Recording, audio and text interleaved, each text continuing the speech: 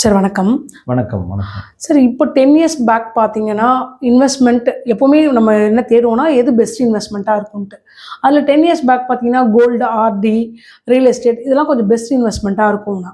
இப்போ ரீசென்ட் டேஸ்ல mutual ஃபண்டும், share மார்க்கெட்டும் தான் பெஸ்ட். அப்போ அடுத்த 10 வருஷத்துல எது பெஸ்ட்டா இருக்கும் சார்? அடுத்த 10 வருஷத்துல எது பெஸ்ட்டா இருக்க போகுதுன்னு யாருக்கும் தெரியாது. கடவுளுக்கும் தெரியாது.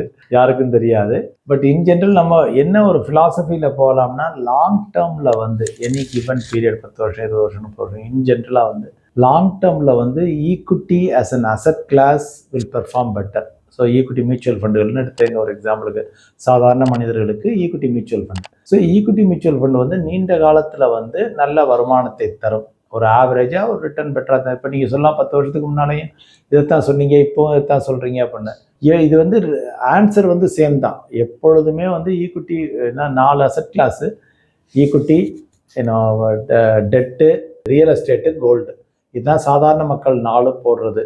இந்தியா போன்ற நாடுகளில், அமெரிக்கா போன்ற நாடுகளில் large democracies with large population, ஒரு எல்லாமே எல்லா செட்டப்பும், எக்ஸிக்யூட்டிவ் செட்டப், ஜட்ஜு, கோர்ட்டு எல்லாமே நீட்டாக இருக்குது. அப்படிங்கிறதுல வந்து இந்த ஒரு நல்ல பியூர் டெமோக்ராட்டிக் கண்ட்ரியில் வந்து equity as an asset class always will perform better. So number 1. Number 2 வந்து ரியல் எஸ்டேட் அண்ட் கோல்டு மாறி மாறி வந்துக்கும். அதுக்கப்புறம் வந்து bonds. This is the general order. At டைம்ஸில் வந்து இப்போ லாஸ்ட் 10 இயரில் வந்து பார்த்தீங்கன்னா கோல்டு பெட்டராக பெர்ஃபார்ம் பண்ணியிருக்கலாம். 10 வருஷத்துக்கு முன்னால் போட்டவங்களுக்கு equity, but still equity has given a decent return. So அதனால நம்ம exact point to point compare பண்ணுறத விட லாங் டேர்முக்கு equity as an asset class will do better. இன்னையிலேருந்து ஒரு 10 வருஷத்துல இன்றைக்கி மார்க்கெட்லாம் டவுனாக இருக்குது. லாஸ்ட் 1.5 வருஷமாக டவுனாக இருக்குது. ஸோ இன்றைக்கி வந்து நான் ஈக்விட்டியில் போட்டேன்னா எனக்கு பெட்டர் ரிட்டர்ன் கிடைக்குமா அப்படின்னா டெஃபினட்டாக இன்னைக்கு போடுற ஈக்விட்டி மியூச்சுவல் ஃபண்டில் வந்து 10 வருஷத்தில் ஒரு நல்ல அபாரமான வருமானத்தை தரும். அதில் சந்தேகம் எதுவும் இல்லை. அதே சமயத்தில் இன்னைக்கு கொண்டே நம்ம கோல்டில் போட்டோம்னு வச்சுங்க, 10 வருஷத்தில் வந்து என்ன நிலைமை நம்மளால சொல்ல முடியாது. ஏன்னா கோல்டு வந்து ஆல்ரெடி ஒரு உச்சத்தில் இருக்குது. That's what I feel generally. So இது இது இது ஒரு வகை. இது ஒரு வகையாக நம்ம அனலைஸ் பண்ணுறது 10 வருஷத்தில் எது. இன்னொரு வகையில் வந்து பார்த்தோம்னா, எல்லாத்துலேயுமே அவங்கவுங்களுடைய ஏஜ் டைப்பை பொறுத்து முதலீட பரவலாக்கி வச்சுக்கிறது. So although equity will do better அப்படின்னா கூட ஈக்விட்டியில் ஒரு அதிக போர்ஷனை கொடுங்க. ஒரு 65% நான் கொடுக்குறேன், ஈக்விட்டிக்கு அலோகேட் பண்ணுறேன். ஒரு 5% 10% வந்து நான் வந்து கோல்டுக்கு அலோகேட் பண்ணுறேன். இன்னொரு 10-20% வந்து எனக்கு எமர்ஜென்சி அது இதுன்னு தேவைப்படும் அப்படிங்கிற நான் பாண்ட்ஸு அல்லது டெட் ஃபண்ட்ஸுக்கு அலோகேட் பண்ணுறேன். ரியல் எஸ்டேட்டுக்கு வந்து இருக்கிற வீடு இருந்தால் போதும். That is my opinion. உங்களுக்கு வீடு ஒன்று தேவை, ஆஃபீஸ் ஒன்று தேவை, அதெல்லாம் வாங்கிக்கோங்க, அதில் தப்பு இல்லை. பட் ஆனால் அதர் தேன் தட் நீங்கள் you can look at these 3 asset classes. Equity, predominantly equity with some allocation 5 to 10% to gold, and then to some extent 10-20% வந்து டெட்டுக்கு. இது கொடுத்து வச்சுக்கிட்டிங்கன்னா எப்போவுமே வந்து உங்களுடைய இது வந்து ஓரளவு ஸ்மூத்தாக இருக்கும். உங்களுடைய ரெக்குயர்மெண்ட்டையும் டப்புன்னு இப்போ மார்க்கெட் டவுனாக இருக்கையில் எடுக்கணும் அப்படின்னா ஓகே, டெட் ஃபண்ட்ஸ்லேருந்து நான் எடுத்துக்கிறோம்னு எடுத்துக்கலாம். ஸோ அது வந்து உங்களுடைய முதலீடை பரவலாக்கி வச்சுக்கிறது would be a good choice always. சரி, ஆனால் இன்வெஸ்ட்மெண்ட்டை பொறுத்த வரைக்கும் 8 இயர்ஸ் ஒன்ஸ் ஏதாவது ஒரு இன்வெஸ்ட்மெண்ட் மேலே வரும். அப்படி தான் கொஞ்சம் இப்போ ஒரு 10 இயர்ஸ் பேக் ரியல் எஸ்டேட் பெருசாக பர்ஃபார்ம் பண்ணுது. இப்போ 2 வருஷம் முன்னாடி, இப்போ போன வருஷம் பார்த்தீங்கன்னா கோல்டு நல்லா பர்ஃபார்ம் பண்ணியிருந்தது. இன்னும் கொஞ்ச நாள் ஈக்விட்டி பண்ணுன்றீங்க. இந்த சைக்கிள் பார்த்து ஒருத்தர் இன்வெஸ்ட் பண்ணோமா, எப்படி இன்வெஸ்ட் பண்ணுறதுங்க சார்? இப்போ வந்து இந்த ஒவ்வொரு சைக்கிளும் எப்போ ஸ்டார்ட் ஆகும்னு தெரியாது. சில சமயத்தில் ஒரு ஒரு 2008, 2009 அந்த டயத்துலாம் பார்த்தீங்கன்னா, அந்த ஒரு 10 வருஷத்துக்கு முன்னாலெல்லாம் வந்து பார்த்தீங்கன்னா, இல்லை கூட ஒரு 15 வருஷத்துக்கு முன்னால் வந்து பார்த்தீங்கன்னா ஈக்விட்டியும் நல்லா பெர்ஃபார்ம் ஆச்சு, கோல்டும் நல்லா பெர்ஃபார்ம் ஆச்சு, டெட்டும் வந்துச்சு, நல்லா ரிட்டர்ன் கொடுத்துச்சு, எஃப்டி ரேட்டு அது இது எல்லாமே. சில சமயத்தில் எல்லா அசட் கிளாஸஸும் நல்லா பெர்ஃபார்ம் பண்ணும். சில சமயத்தில் ஒன்று இறங்கும், ஒன்று ஏறும். So this always happens. So இப்போ இந்த டயத்தில் போய் நம்ம கோல்டு அதிகமாக இருக்குங்கிறக்காக கோல்டில் போய் நீங்கள் 65% அலோகேஷன் பண்ண முடியாது. ஈவன் ஒரு வருஷத்துக்கு முன்னால் கொடுத்துருந்தா கூட நம்ம வந்து ஓகே கோல்டை மேக்ஸிமம் நான் புஷ் பண்ணுறோம்னா, இப்போ அது மாதிரி பண்ண நினைக்கிறவங்க ஒரு டைப் ஆஃப் ஃபண்டு வந்து மியூச்சுவல் ஃபண்டுகளில் இருக்குது, மல்டி அசட் ஃபண்ட்ஸுன்ற. ஸோ மல்டி அசட் ஃபண்ட் வந்து என்ன பண்ணுறாங்க, அவங்களே மாற்றிக்குவாங்க. Equity, debt, gold, silver, international funds எல்லாத்துலேயும் அவங்களே கொஞ்சம் ஏற்றி இறக்கி போட்டுக்குவாங்க. பட் அதுலேயுமே வந்து போய் பார்த்தீங்கன்னா ப்ரிடாமினண்ட்டாக அவங்க வந்து ஈக்விட்டியில் தான் வச்சுக்குவாங்க. மீதி வந்து டாக்டிக்கல் பிளே தான். கோர் வந்து ஈக்விட்டி இருக்கும், மீதி வந்து இப்போ 10-20% 25% வரைக்கும் கூட கோல்டில் போவாங்க. பட் அதுக்கு மேலே அதிகமாக போக மாட்டாங்க, ரிஸ்க் அதிகம்னு சொல்லிட்டு. ஏன்னா கோல்டு வந்து ஒரு ஸ்பெக்குலேட்டிவ் அசெட், அதனுடைய விலை சரியான விலைதானான்னு யாருக்கும் தெரியாது. கோல்டில் வந்து ஏன்னா இன்கம் இல்லை, இன்ட்ரெஸ்ட், பாண்டுக்கு இன்ட்ரெஸ்ட் இருக்குது, ஈக்விட்டிக்கு டிவிடெண்ட் இருக்குது, பட் கோல்டுக்கு வந்து எந்த விதமான இன்ட்ரெஸ்ட்டு கேஷ் ஃப்ளோ கிடையாது. ஸோ அது ஸ்பெக்குலேட்டிவ் அசெட் அப்படிங்கிறதுக்கு ஒரு லெவலுக்கு தான் அதில் எடுத்துகிட்டு போவாங்க. ஸோ அதனால் ஆல்வேஸ் வந்து மெஜாரிட்டி ஈக்விட்டி வச்சுக்கோங்க, but at the same time கோல்டில் ஒரு அலோகேஷன் வச்சுக்கோங்க, அண்டு இது டெட்லையும் வச்சுக்கோங்க. இதை ரீபேலன்ஸ் பண்ணிக்கிட்டு இருங்க. நான் ஏன் ரியல் எஸ்டேட்டை எடுக்கலை அப்படின்னா, ரியல் எஸ்டேட்டில் இந்தியாவில் வந்து இன்னும் நீங்கள் ஒயிட் மணியில் போய் ஃபுல்லாக கூட வாங்க முடியாது பல இடங்களில். ஸோ அதனால அது என்னைக்கு ரியல் எஸ்டேட் வந்து மெச்சூர் ஆகி எல்லாமே கம்ப்ளீட் டிரான்சாக்ஷன், அது மெச்சூர் ஆகிறதுக்கு அரசாங்கம் செய்ய வேண்டியது ஒன்று இருக்குது. ரிஜிஸ்ட்ரேஷன் டியூட்டியை குறைக்கணும், ஸ்டாம்ப் டியூட்டியை குறைக்கணும். ஸ்டாம்ப் டியூட்டி இன்றைக்கி 9-10% இருக்குது ஸ்டேட் கவர்மெண்ட்டு. ஸோ அந்த ஸ்டாம்ப் டியூட்டியை வெளிநாடுகள் மாதிரி 0.5% 1% கொண்டு வந்தாங்கன்னா தான் ரியல் எஸ்டேட்டில் ஃபுல் ஒயிட் டிரான்சாக்ஷன் வரும். அன்டில் தென் வந்து இந்த பிளாக்கு ஒயிட்டுங்கிறது ஓடிக்கிட்டே இருக்கும்.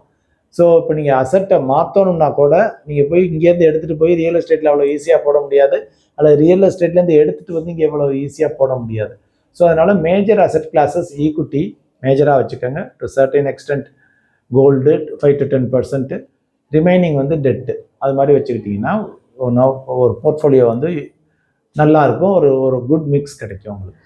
சார், இப்போ புதுசாக வேலைக்கு போகிறவங்க இல்லை இன்வெஸ்ட்மெண்ட்டை ஸ்டார்ட் பண்ணணும்னு நினைக்கிறவங்க அடுத்த 10 வருஷத்தில் அவங்களுக்கு ஒரு பெஸ்ட் ரிட்டர்ன் கிடைக்கணும்னா அவங்க அசெட் அலோகேஷன் எப்படிங்க சார் பண்ணிக்கணும்? அடுத்த 10 வருஷம்னு அவங்க டார்கெட் பண்ணாங்க அப்படின்னா என்ன கேட்டிங்கன்னா, அவங்க கோல்டை கூட சேர்க்க வேண்டாம், ப்ராபப்லி ஈக்விட்டி அண்ட் டெட்டு ரெண்டை மட்டும் வச்சுக்கலாம். ஐ வுட் சே லைக் ஒரு 75-80% ஈக்விட்டியில் வச்சுக்கலாம். ஈக்விட்டி மியூச்சுவல் ஃபண்டுகளில் small cap mid cap risk எடுக்கலாம். ஒரு 20% வந்து எமர்ஜென்சி கேஷ் ஃப்ளோ ரெக்குயர்மெண்ட்டு, அதுக்காக ஒரு 20% வச்சுக்கலாம். ஸோ அது வந்து ஒரு ultra short term fund, low duration ஃபண்டில் போட்டுக்கலாம். மீதி 80% வந்து உங்களுக்கு வந்து ஈக்விட்டி மியூச்சுவல் ஃபண்டில் கொஞ்சம் ஹை ரிஸ்க்காகவே போய்க்கலாம். 10 வருஷத்துக்கு உறுதியாக எடுக்க மாட்டாங்க அப்படின்ட்டு இருந்தா. ஏன்னா நிறைய பேர் 10 வருஷத்துக்குன்னு போடுவாங்க, அப்புறம் சார் 5 வருஷத்தில் கார் வாங்கணும்னு எடுக்க வருவாங்க, வீடு வாங்கணும்னு எடுக்க வருவாங்க 3 வருஷம் 4 வருஷத்தில். ஸோ ஏன்னா இப்போ டைம் பீரியடை குறைச்சின்னா அவங்க ஹைப்ரிட் ஃபண்ட்ஸ் எல்லாம் பார்க்கணும். அதர் தேன் தட் உறுதியாக இருக்கிறாங்க, எனக்கு 10 வருஷம் 20 வருஷம் கழிச்சு தான் தேவைப்பட போது, எனக்கு வெல்த் கிரியேட் பண்ணணும் அப்படிங்கிறதுல small cap mid cap funds are a good choice, or even multi cap fund is a better mix. Multi cap ஃபண்ட்ஸும் நல்லா கிடைக்கும். சார், லாங் டேர்ம் போகும்போது கோல்டும் கொஞ்சம் வச்சுக்கணும்னு சொல்லுவாங்க, ஆனால் நீங்கள் கோல்டு வேண்டான்னு சொல்கிறீங்களே சார், ஏங்க சார்? ஏன்னா ஜென்ரலாக ஒரு யங்ஸ்டர் இன்னைக்கு ஸ்டார்ட் பண்ணுறாரு அப்படின்னா அவருடைய ஆம்பிஷன் என்ன, ஜென்ரலாக ப்ராபப்ளி வந்து நான் ஒரு வெல்த்தை க்ரியேட் பண்ணணும், சீக்கிரம் ரிட்டையர் ஆகணும், அல்லது வேர்ல்டை சுற்றி வரணும், ஆல் தோஸ் திங்ஸ் இருக்கும். ப்ளஸ் அப்பப்போ எமர்ஜென்சி தேவைப்படும் அவருக்கு, பணம் ஏதாவது, நான் ஒரு டூர் போகிறேன், சின்ன டூர் போகிறேன் அப்படி இப்படின்னு, அதுக்காக தான் அது 2 மிக்ஸையும் சொல்கிறோம். கோல்டை வந்து வச்சு அவர் வந்து இப்போ இடையில எடுத்தாருன்னா கூட 2 வருஷத்துக்குள்ள கோல்டு ஃபண்ட் எடுத்தாருன்னா அதுக்கு டாக்ஸேஷன் அவர் டேக்ஸ் ப்ராக்கெட்டில் வரும், எமர்ஜென்சின்னு எடுத்தாருன்னா. இப்போ அதை லாங் டேர்முக்கு விடையில் இன்னைக்கு உள்ள நிலைமையில் வந்து அவங்க ஒரு 30-40 வயசை தாண்டினவங்களா இருந்தாங்கன்னா ஓகே, நம்ம கொஞ்சம் கோல்டு அலோகேஷன் கொடுத்துங்க, ஏன்னா குழந்தைக்கு உங்களுக்கு தேவைப்படும், மேரேஜுக்கு தேவைப்படும், இல்லை ஷாக் அப்சார்ப் பண்ண தேவைப்படும் அப்படின்னு சொல்லுவோம். யங்ஸ்டர் ஒரு 20 வயசு 25 வயசில் இருக்க நபர்களுக்கு வந்து இன்றைக்கி அவங்களே கோல்டை விரும்புறதில்ல. அலோகேஷனுக்காக கொடுக்கையில் வந்து சார் இது இப்போ சின்ன அமௌண்ட்டாக தானே சார் இருக்குது, நான் இப்போ ஒரு 20,000 ரூபா போட போகிறேன், அதில் 2,000 ரூபா பிரித்து நான் கோல்டில் போடுறதுக்கு பதிலாக நான் ஈக்விட்டிலே ரிஸ்க் எடுத்துக்கிறேன் அப்படின்ட்டு வந்துடுறாங்க.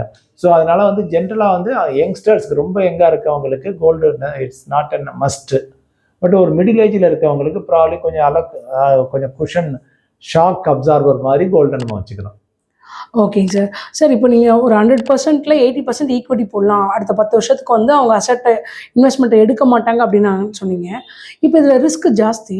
ஒருவேளை அவங்க ஒரு 10 வருஷத்தில் ஒரு கார்பஸை கிரியேட் பண்ணுன்ற கார்பஸை அடைஞ்சிட்டாங்க அப்படின்னா 9வது வருஷத்துலேயே எடுத்து டெட்டில் பார்க் பண்ணுறது நல்லதா, இல்லை அப்படியே ஈக்விட்டிலே இருக்கிறது நல்லதாங்க சார்?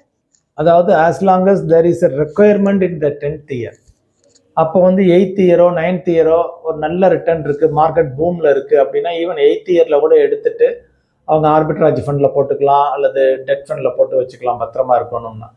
இப்போ எனக்கு வந்து 10 இயருங்கிறது சும்மா ஒரு கோலாக தான் நான் வச்சுருந்தேன், பட் எனக்கு 10th இயரில் எக்ஸாக்டாக ஒரு ரெக்குயர்மெண்ட் இல்லை அப்படின்னா ஈக்விட்டி ஃபண்ட்லேயே விட்டுலாம். 10th இயர் மார்க்கெட் இறங்கிருச்சுன்னா அவங்களுக்கு எதுவும் பாதிப்பு வராதுங்க சார்? வரும். இப்போ சிலக்கு ஒரு எக்ஸாம்பிளுக்கு மாதம் 10,000 ரூபா போட்டிருக்காங்கன்னு வைங்க. 10,000 ரூபா போட்டால் 1,20,000, வருஷத்துக்கு 1,20,000, 10 வருஷம் 12 லட்சம் போட்டிருப்பாங்க. 10 வருஷத்துல வந்து அந்த 12 லட்சம் மினிமம் ஒரு 24 லட்சம் ஆயிருக்கும். ஒரு 12% ஆவரேஜ் ரிட்டர்ன் கிடைக்கும் அப்படின்னா. ஸோ இப்போ அன்னைக்கு வந்து ஒரு 10% மார்க்கெட் இறங்குதுன்னு வைங்க. 24 லட்சம் வந்து 2,40,000 ரூபா குறைஞ்சி 21,60,000 இருக்கும். ஆனால் அன்னைக்கு அவங்களுக்கு பணம் தேவையில்லை. ஓகே. அதில் 20% குறைஞ்சிச்சுன்னா 4,80,000 ரூபா குறைஞ்சிருக்கும். 4,80,000 குறைஞ்சி 19,200 இருக்கும் அப்ராக்சிமேட்டாக. சொல்ல வரும் 19,20,000 இருக்கும். ஸோ அப்படிங்கல அன்றைக்கி அவங்களுக்கு பணம் தேவையில்லைங்கல, அதை எடுத்து டேக்ஸ் பே பண்ணி திருப்பி டெட் ஃபண்டில் போட்டு அதுக்கு வர்ற வருமானத்துக்கு டேக்ஸ் பேக்கெட்டில் டேக்ஸ் கட்டி சும்மா வச்சுக்கிட்டு இருக்கிறத விட அந்த ரிஸ்க்கை, ஏன்னாப்பா அவங்க ஒரு 25 வயசு நபர் 10 வருஷத்துல 35 வயசாக இருப்பார். அன்னைக்கு அவருக்கு தேவையில்லை, இன்னொரு 10 வருஷம் கழிச்சு தான் தேவைப்பட போகுது அப்படின்னா ஈக்குவிட்டிலே விட்டுறது வந்து பெட்டர்.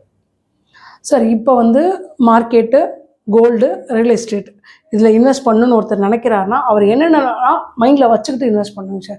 ஏன்னா நீங்கள் ரியல் எஸ்டேட்டை விட்டுலான்னு இருக்கீங்க. சப்போஸ் அவர் வந்து ரீட்டில் இன்வெஸ்ட் பண்ணணும்னு நினைக்கிறார், ரியல் எஸ்டேட் சார்ந்த ஷேர்ஸ் வாங்கணும்னு நினைக்கிறாருன்னா என்னென்னலாம் மைண்டில் வச்சுக்கிட்டு இந்த 3 அசெட்லையும் இன்வெஸ்ட் பண்ணுங்க சார்? ஜென்ரலாக இப்போ நம்ம ஈக்குவிட்டி வரையில் வந்து ரிஸ்க் இருக்குங்கிறது தெரியணும். வார் வந்துச்சுன்னா அடிபடும், எது வந்துச்சுனாலும் அடிபடும். ஸோ ஏற்ற இறக்கம் இருக்கும், ஹைலி வாலட்டைல் அப்படிங்கிறத அவர் ஈக்குவிட்டியில் போடையில் புரிஞ்சுக்கணும். ஜென்ரலாக கோல்டுக்கும் அதே ஈக்குவிட்டி இருக்குது. ஈக்குவிட்டியை விட ஸ்பெகுலேட்டிவ் அசெட்டு கோல்டு, அதை விட ஒரு லெவல் ரிஸ்க் அதிகம். ஏன்னா எந்த வகையிலேன்னு சொல்லிடுறேன், லாஸ்ட் டைம் கோல்டு ஏறின விலையில் ஒரு தடவை உச்சத்துக்கு போச்சு இல்லையா, அந்த உச்ச விலையிலேருந்து இறங்கி வந்து திருப்பி அதே உச்சத்தை தொடுறதுக்கு 7 வருஷம் ஆச்சு.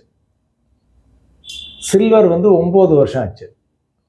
வேற stock market related mutual funds எல்லாம் திருப்பி அதே அந்த உச்சத்தை, ஏற்கனவே அடைந்த உச்சத்தை திருப்பி தொடுவதற்கு ஒரு 2.5 to 3 இயர்ஸில் தொட்டிருக்கு ஜென்ரலாக. ஸோ ரியலாக வந்து பார்த்தீங்கன்னா மியூச்சுவல் ஃபண்ட், ஈக்விட்டி மியூச்சுவல் ஃபண்டில் தப்பு பண்ணலாம். ஆனால் கோல்டு சில்வரில் தப்பு பண்ணீங்கன்னா 7 வருஷமோ 9 வருஷமோ நீங்கள் காத்திருக்கணும். ஸோ அப்போ அதுதான் ரிஸ்க் அதிகம். ஸோ அதனால் தங்கத்திற்கும் ரிஸ்க் இருக்கிறது. ஸோ அவங்க அது தங்கத்தில் போடையிலையும் இதனுடைய விலையும் குறையலாம் அப்படிங்கிறத மனசில் வச்சுக்கணும். கூடுனா எல்லாரும் சந்தோஷம், குறைஞ்சா தான் கேள்வி கேட்பாங்க, ரிஸ்க்கும்பாங்க. அதை வச்சுக்கணும். பாண்ட் மார்க்கெட்டில் முதலீடு பண்ணையில், டெட் ஃபண்ட்ஸோ அல்லது பாண்டில் முதலீடு பண்ணையில் என்னென்னா இன்ட்ரெஸ்ட் ரேட்டு குறைவது கூடுவது அதை பொறுத்து. இப்போ நிறைய பேர் என்பிஎஸ்லாம் பணம் போடுறாங்க, கார்பரேட் பாண்ட்னு அலோகேட் பண்ணி வைப்பாங்க. இப்போ அங்கே வந்து அந்த பாண்டினுடைய ப்ரைஸ் வந்து ஸ்டாக்கினுடைய ப்ரைஸ் மாதிரி டெய்லி அங்கே ட்ரேட் ஆகுது, அதைத்தான் அவங்க எடுத்துகிட்டு வரணும். ஸோ அப்படிங்கிற பாண்ட்லேயும் ரிஸ்க் இருக்குது, பாண்ட் மார்க்கெட்லையும். நீங்கள் எஃப்டி போட்டுட்டீங்கன்னா ரிஸ்க் இல்லை.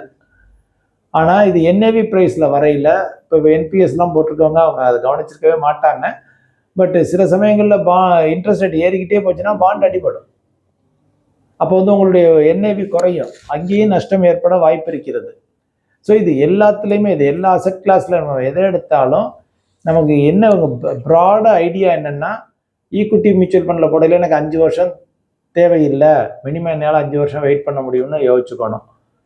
கோல்டில் போடையில் மினிமம் 7 வருஷம் எனக்கு தேவையில்லை, ஏன்னா திருப்பி உச்சத்தை தொடுவதற்கு 7 வருஷம் ஆகும். ஸோ 7 வருஷம் தேவையில்லைன்னு சொல்லி கோல்டில் போடணும். பாண்டு அதே மாதிரி, பாண்டில் வந்து என்னென்னா அட்லீஸ்ட் பாண்டுக்கு பதிலாக நீங்கள் எஃப்டி, கவர்மெண்ட் பாண்டு, மெச்சூரிட்டி வரைக்கும் நீங்கள் வச்சிருக்க போகிறீங்கன்னா அதில் ரிஸ்க் இல்லை. ஸோ இதையெல்லாம் மனசில் வச்சுக்கிட்டு முதலீட்டாளர்கள் வந்து. ஓகேங்க சார், ரொம்ப நன்றிங்க சார். நன்றி.